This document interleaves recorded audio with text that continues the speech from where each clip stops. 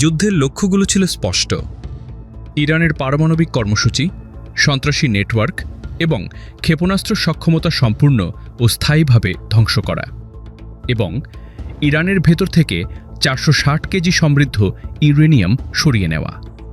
কিন্তু এই লক্ষ্যগুলোর কোনোটিই অর্জিত হয়নি। যুদ্ধের সাফল্য কেবল এই লক্ষ্য পূরণের ভিত্তিতেই বিচার করা উচিত, কারণ ব্যর্থতা ইসরায়েলকে আরও প্রতিশোধপরায়ণ ও দৃঢ় ইরানের মুখোমুখি করবে, যা দ্রুত তাদেরকে পারমাণবিক সক্ষমতার দিকে নিয়ে যাবে। নেতৃত্ব জনগণকে বিভ্রান্ত করা এবং মিথ্যে বলায় আজ অনেক মানুষের হতাশা। প্রধানমন্ত্রী বেনিয়ামিন নেতানিয়াহু এবং তার মন্ত্রীরা সারাক্ষণ সম্পূর্ণ বিজয় নিয়ে কথা বললেও বাস্তবে হামাস শক্তিশালী হচ্ছে, হিজবুল্লাহ ও ইরান এখনও টিকে আছে। ভেতর থেকে দুর্বল হয়ে পড়া একটি সরকার কখনো বাইরের শত্রুকে পরাজিত করতে পারে না। যুদ্ধের সময় যখন আরও সৈন্যের প্রয়োজন, তখন সরকার জনগণের ওপর চাপ বাড়িয়ে বিপুল অর্থ অন্য খাতে সরিয়ে নিচ্ছে এবং সেনাবাহিনীকে প্রয়োজনীয় জনবল থেকে বঞ্চিত করছে। তবে এর বিকল্প পথ আছে।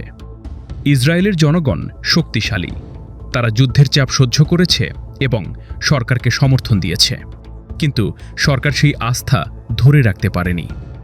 নেতৃত্ব পরিবর্তন করা জরুরি। রাষ্ট্র পরিচালনায় নতুনভাবে শুরু করা দরকার।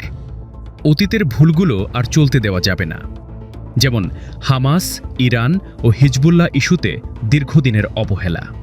তাই আমি একটি জাতীয় তদন্ত কমিশন গঠনের আহ্বান জানাচ্ছি। তাছাড়া সেনাবাহিনীর সক্ষমতা বাড়াতে আরও সৈন্য নিয়োগ করা জরুরি হয়ে পড়েছে এবং একটি শক্তিশালী ও কার্যকর নেতৃত্বের মাধ্যমে দেশকে পুনর্গঠন করতে হবে।